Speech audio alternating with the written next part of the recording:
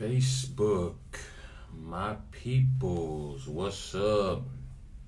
YouTube, Spotify, wherever this is gonna go. I'm gonna wait for a few of y'all to jump on. Yeah. Starting a new podcast. It's gonna be twice a week, and it's gonna start on Facebook Live, and then I'm gonna put it on YouTube, and I'm also gonna put the audio recording of each podcast on podcasts, Apple Podcasts, Spotify, anywhere you can find podcasts. So it'll be on Facebook Live as a video, YouTube as a video, and then anywhere you can find podcasts in just audio form. So let me hit play on this record and see what we're looking at real quick.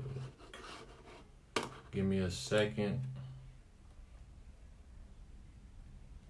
Okay.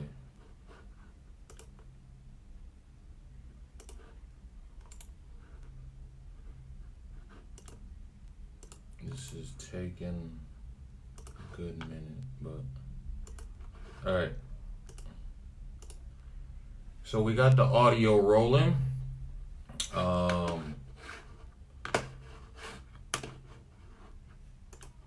So welcome to the Morning Sun Podcast. I'm your host, TJ, Two Braids, whatever you call me.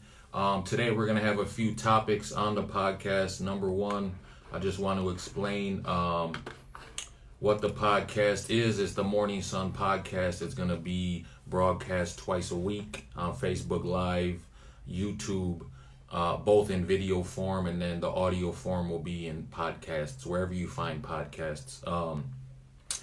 And this is just something I want to do. We're going to look at a ton of topics, whether it's faith, music, sports, media, news, from a Christian perspective, from an indigenous perspective. My goal is to have guests on the show and different things, call-ins and answer questions and interact with the viewers and whatnot. But today's first podcast episode, we're going to be talking about a number of topics. The first one being what's in my cup. And then we're going to talk about our young people, the problem or the solution in our country.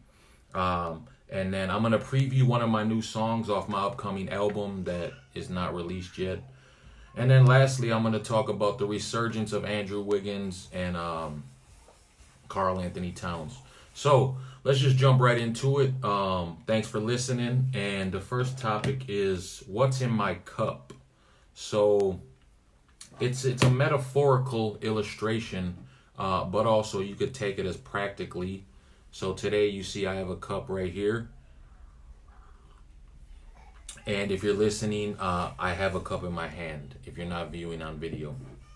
What is in my cup right now actually and literally is coffee. But if you were to think about your life as a cup and what is your cup made of? Number one, what is your cup made of?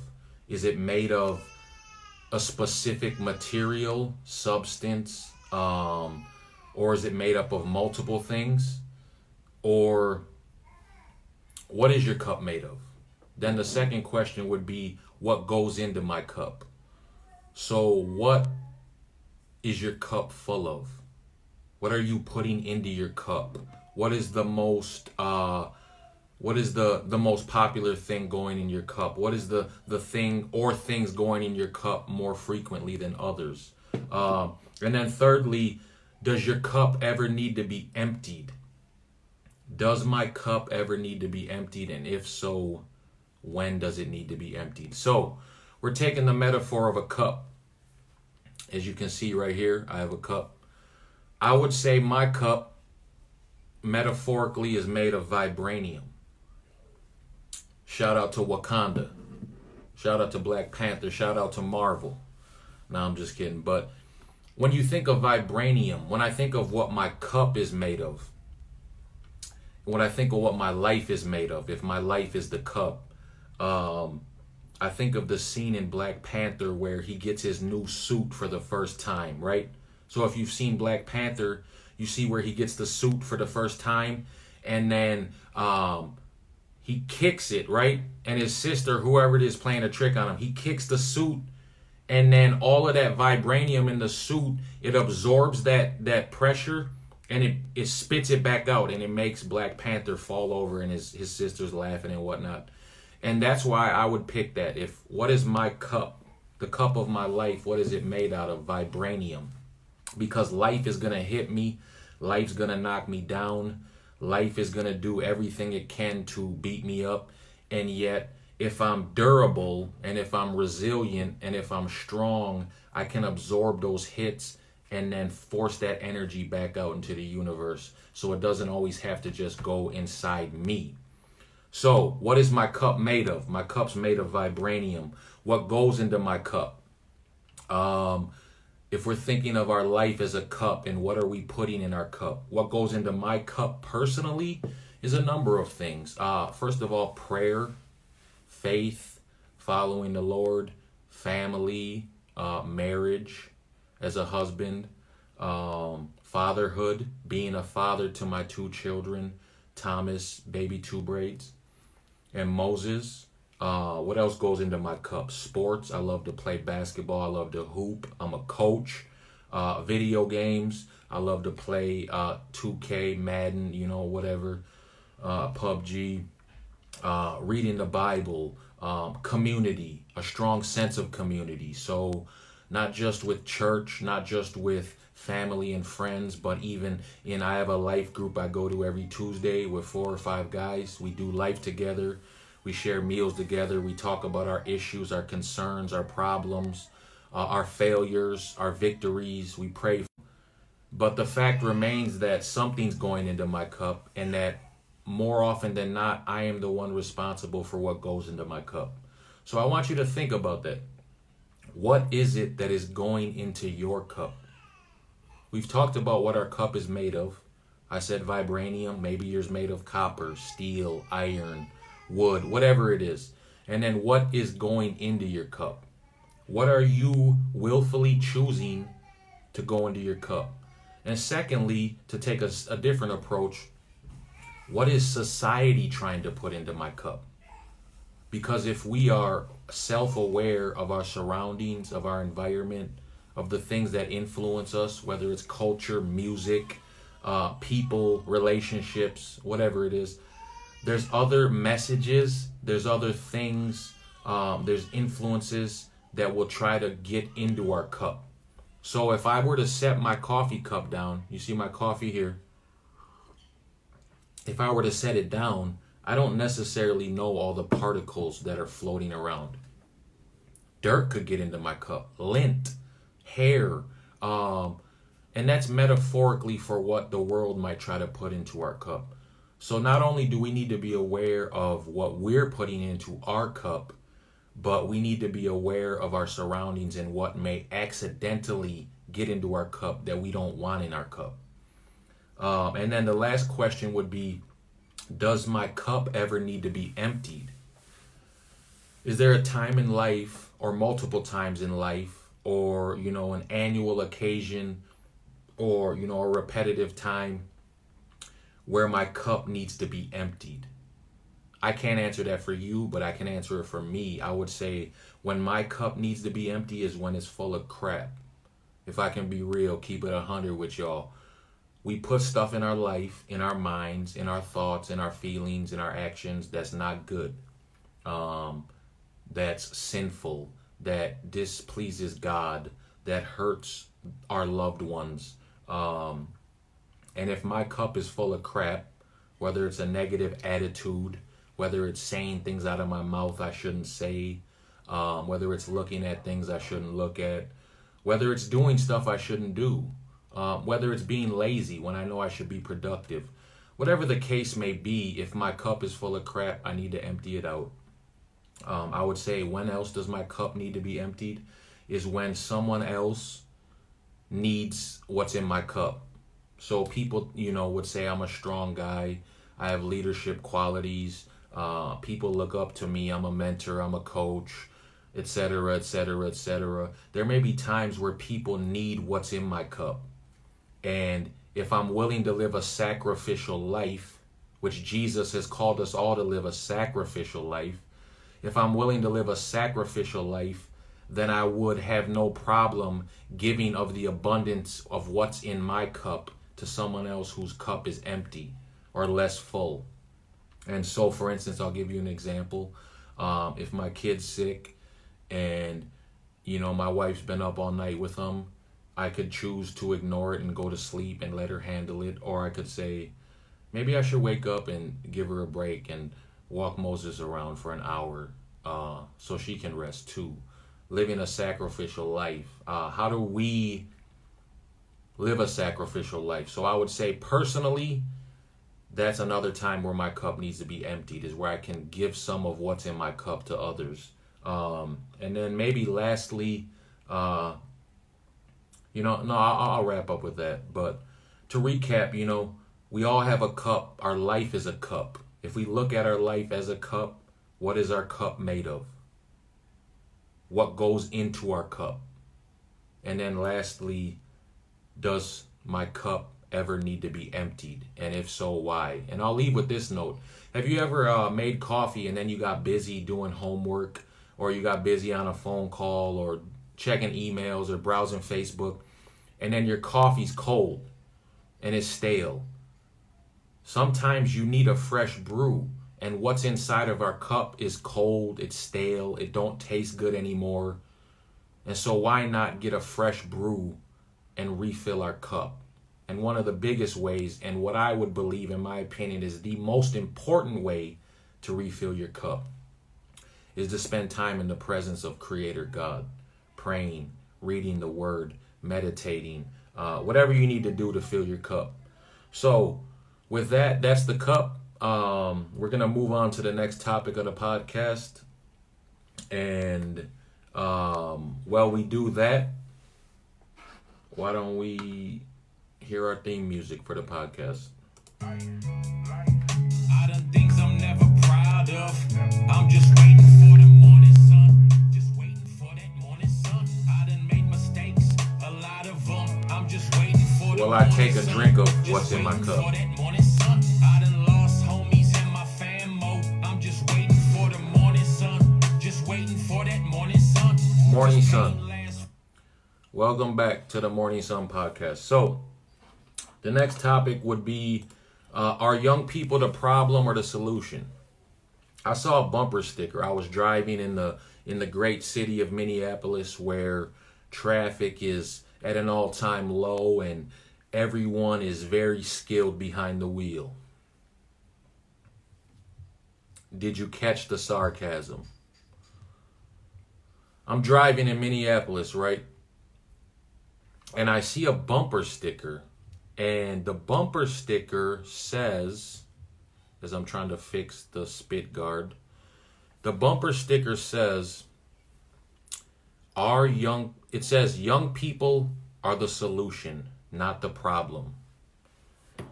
And so I began to think about that. It said, young people are the solution, they're not the problem.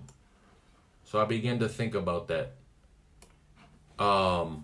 In our society, where young people could be oftentimes viewed as the problem.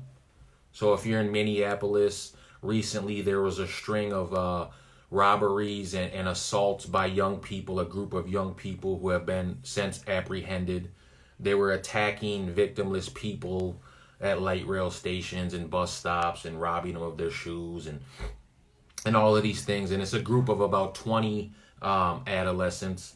And, people look at that and they say, young people, they're the problem. It's not safe. They're violent. They don't listen. They're disrespectful, so on and so forth. And to an extent, I would agree with some of that. But how did they get to that place? Do they have fathers in their life? Do they have role models? Do they have mentors? You know, we can look at young people and say that they're just a problem, and we can identify all the negative things in their life, but yet at the same time, young people are very gifted. I have the privilege to work with young people for 10 years of my life. In many capacities, I've traveled around doing events. I've spoken at camps, conferences. I've done concerts. So I've done large events with youth. And yet at the same time, I'm a youth worker in everyday life. I work for the Boys and Girls Club of the Twin Cities. I've worked for Little Earth. I've been a basketball coach. I've been a mentor. I've volunteered at church youth groups. I'm a youth pastor myself. So all of these roles and being privileged to work with young people for 10 years, what I've found is that they're gifted, very talented athletically, very intellectual, very, very gifted with media and technology, way beyond us. And I'm 31, so I would consider myself still kind of young. You might think I'm an old dude, but if so, call me OG. Nah, I'm just kidding. But young people are gifted. They have talent. They have a wealth of talent. And yet at the same time, they have a voice. So are young people the problem in our society, or are they the solution? You can look at the education system. I dropped out of high school in 10th grade. Was it because I was dumb? No. Was it because I was a failure? No. Was it because I had no hopes? I had no dreams? I had no talents? Absolutely not. And I can take ownership. I smoked weed every day at the time. I skipped school, stole from my parents, robbed people, sold weed, did all these things. So I can take ownership in my own actions that led to that. But yet at the same time, is there anyone who could have done more for me?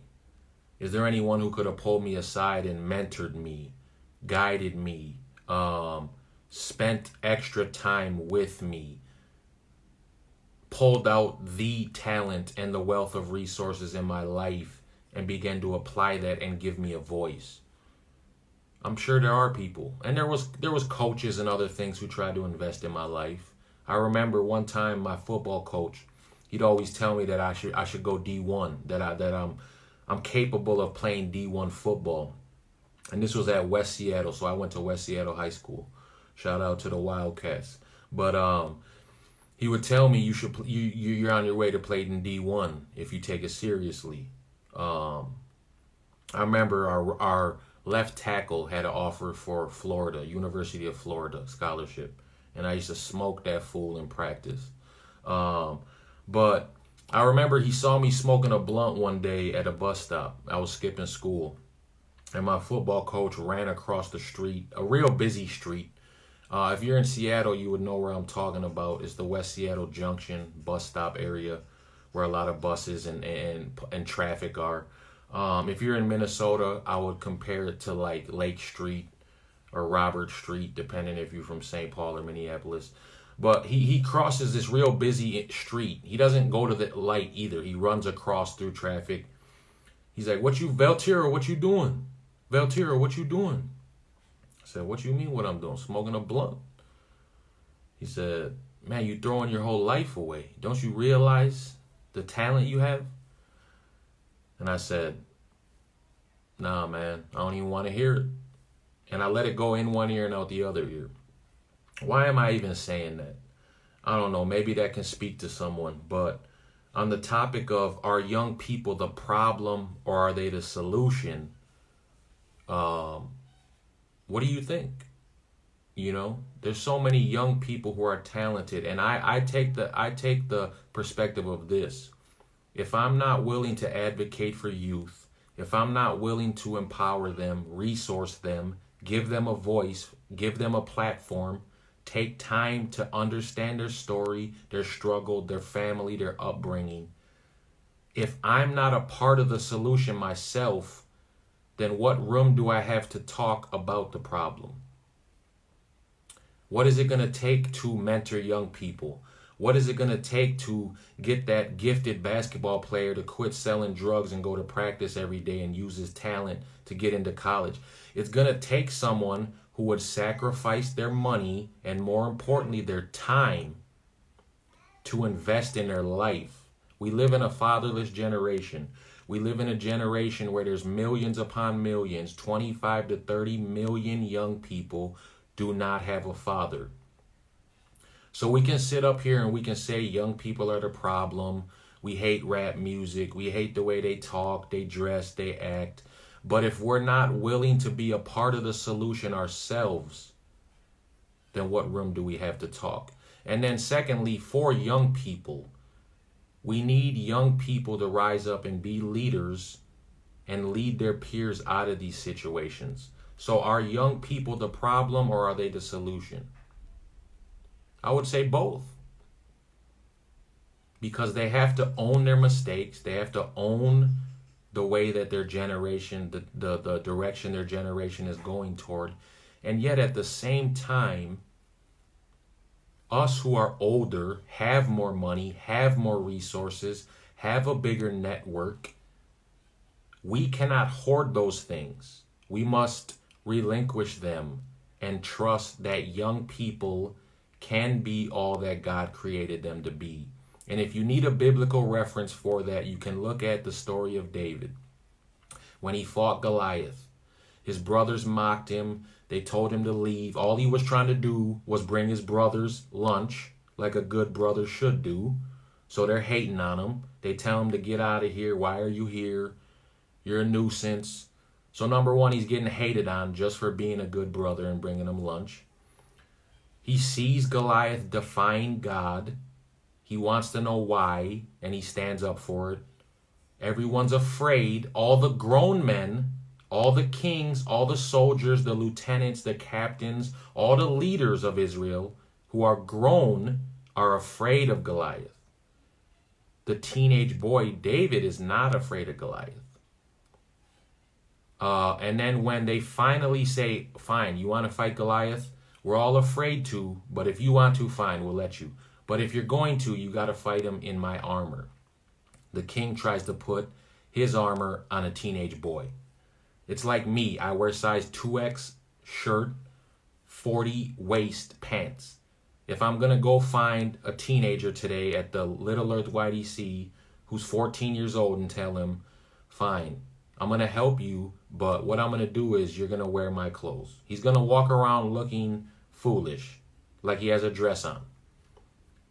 And what does he do? He goes and he fights him with a slingshot, which all the adults and everyone around, including Goliath, thought he was a moron for trying to fight an undefeated killer with a slingshot. And we know the end of the story. Goliath dies. David kills him. God gives him the victory. And he does it all as a teenage boy. So I say all that to say this. Are young people the problem or are they the solution? And what part are we playing in that scenario? Whew, y'all gonna make me start preaching.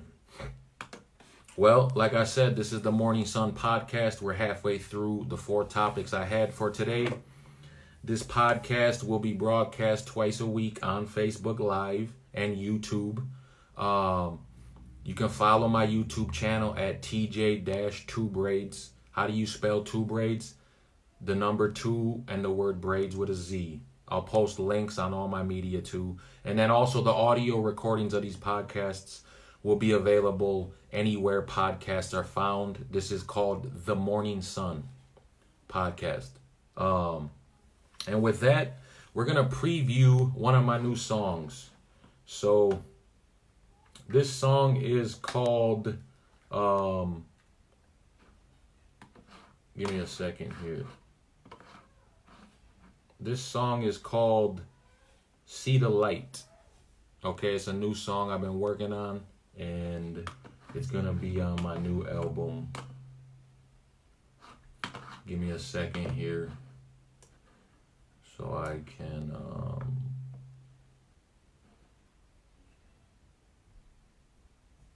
pull it up.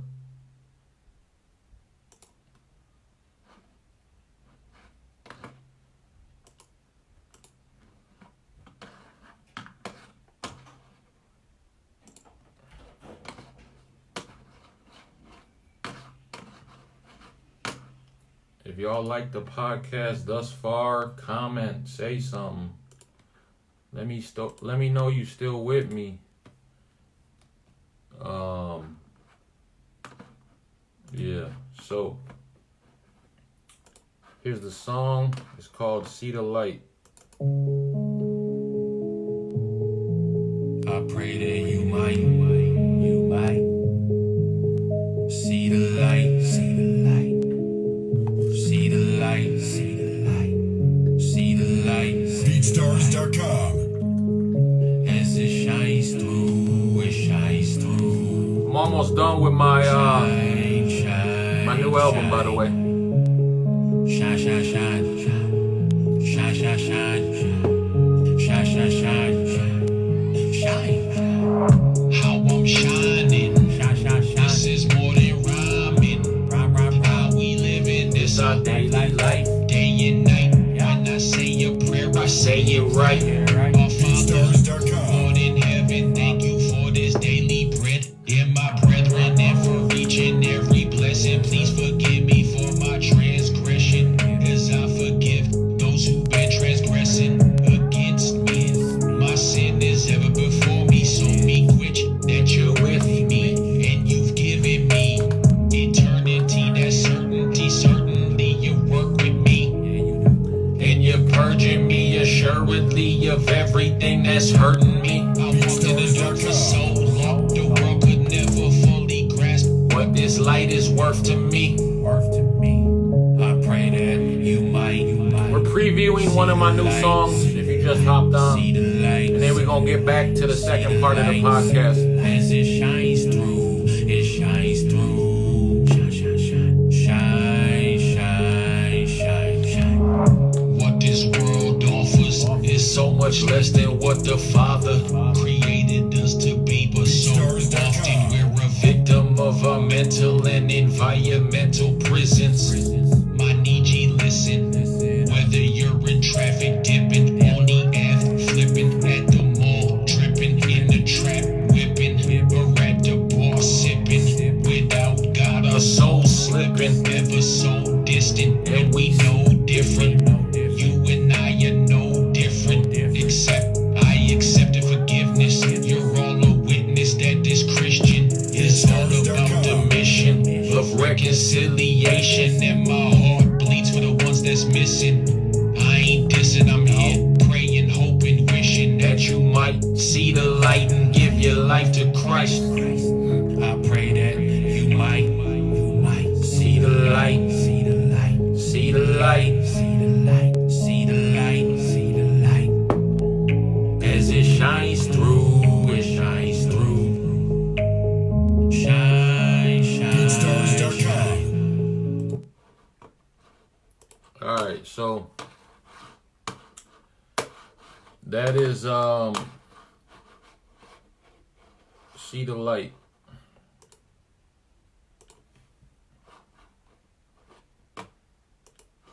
And I'm trying to give me a second here. Okay.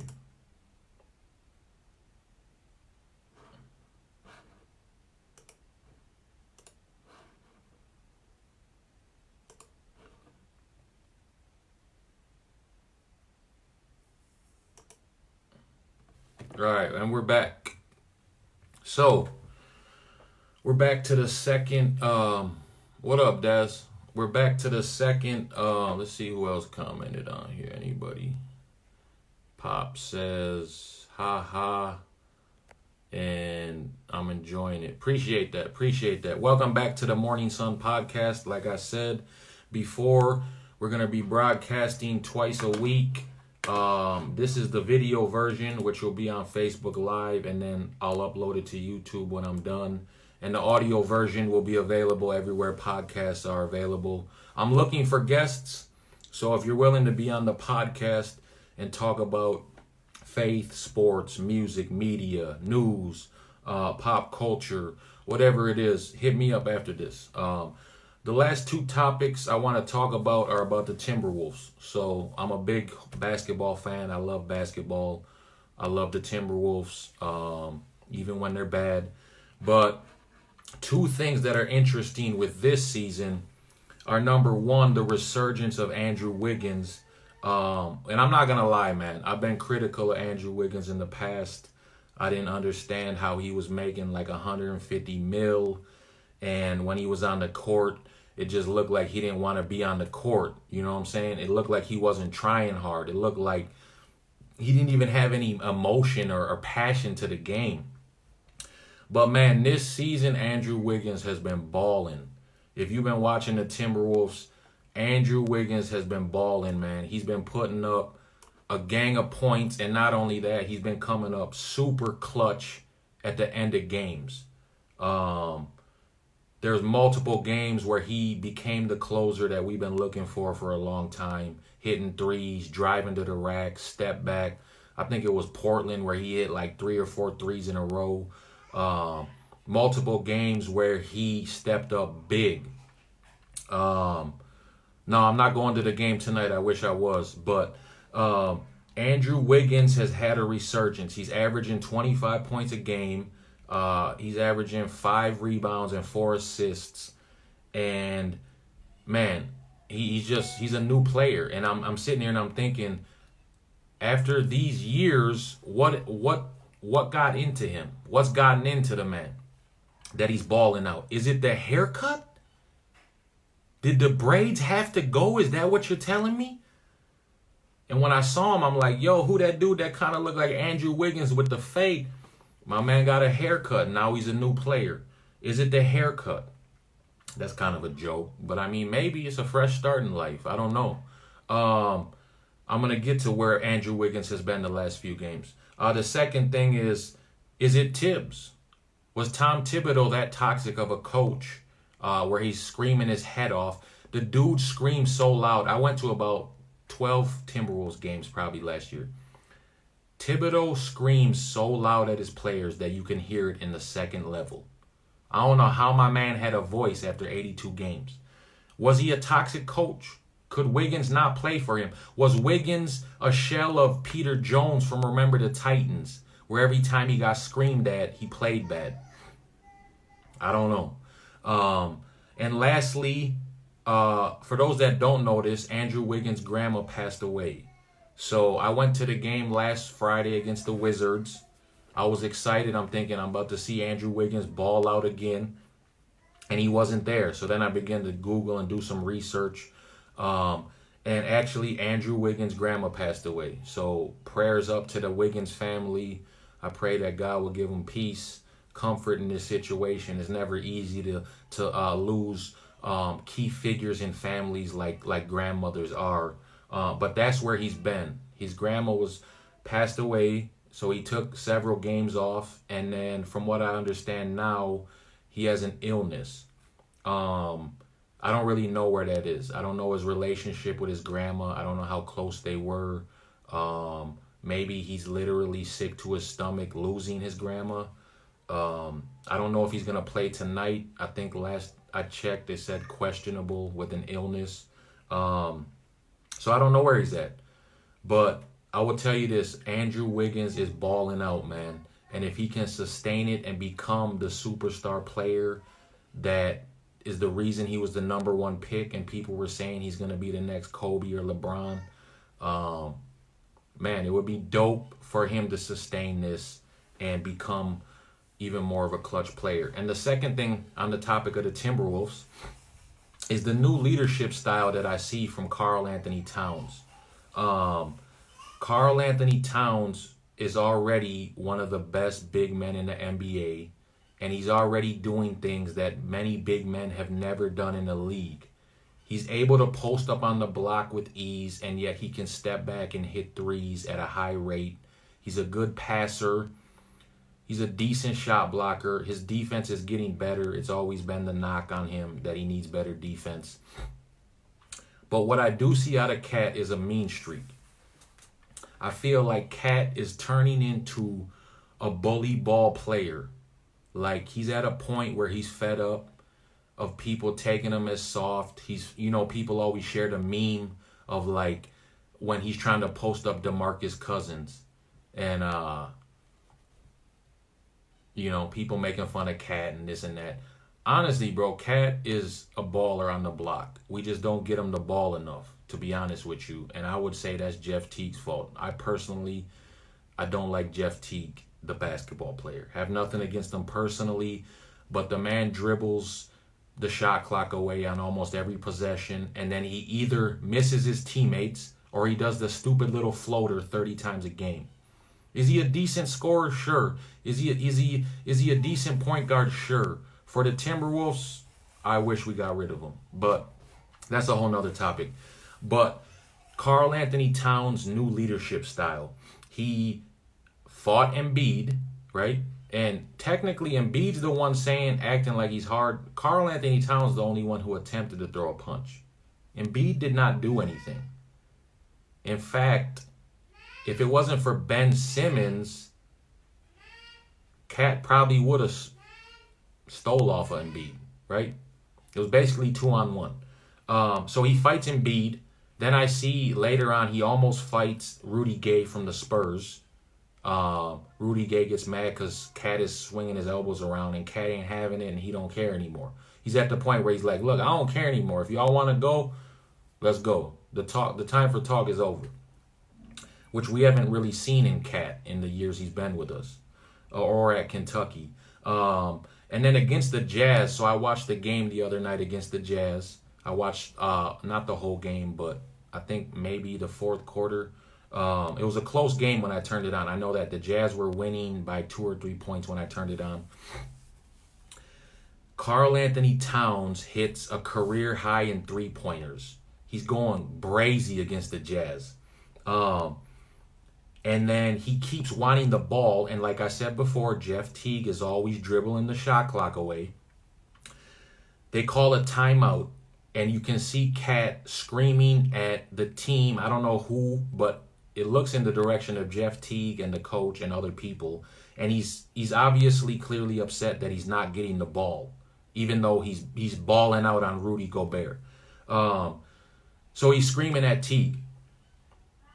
Then after that timeout, he gets back on the court and he goes and he hits another 3 or 2 on the Jazz. And he basically single-handedly puts the Jazz away. It's a close game, and then pretty soon the Timberwolves are up by like 15.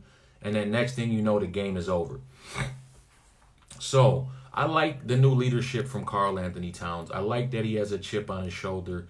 He's not taking stuff from no one anymore. I like it. Is it a good sign of things to come? And then, of course, Andrew Wiggins, who's been balling out. Man, I think it's really, really dope. The Timberwolves, I think, will make the playoffs. Someone commented on here a 6 seed. I could see him as anywhere between a 5 through 8 seed, depending on what happens. I've also seen reports that we could still re-engage talks about getting D'Angelo Russell from the Warriors. Last I saw, it would be D'Angelo Russell and another player for Robert Covington, I believe maybe Gorgie Jang and a first-round pick or something like that. But, I mean, you don't know. That's just all hearsay, and we don't really know what's going to happen. But what I do want to say is this. I want to say thank you for taking your time in viewing and listening to the Morning Sun podcast. I'm your host, TJ Two Braids. This is going to be a twice-a-week podcast. We're going to start with Facebook Live, and from there I'll upload it to YouTube. So those will be video format. And then from there I'll upload the audio to my podcast. You can find on Anchor FM or anywhere where podcasts are available. And the title of it is The Morning Sun Podcast. You can follow me on Instagram at TJ2Braids. And you can see all the links on my Facebook and whatever else. I'm going to be looking for guests on the show. So if you feel like you have an opinion, you have some facts to spit, not just your opinion too, and you would like to get on the show to talk about sports, faith, God, the news, pop culture, society, whatever it is. If you're an artist and you want a plug for your upcoming album, or you want to talk about a new project you're working on, we can have you on the show. If you're a pastor, if you're a teacher, if you're just a person with an opinion who has a voice and isn't afraid to share their opinion and voice, we're looking for guests on the show. This is the first episode of many. And I just want to once again thank you for joining us. And with that, we're going to wrap the show up. I hope y'all have a good day, a productive day. God bless y'all. Peace.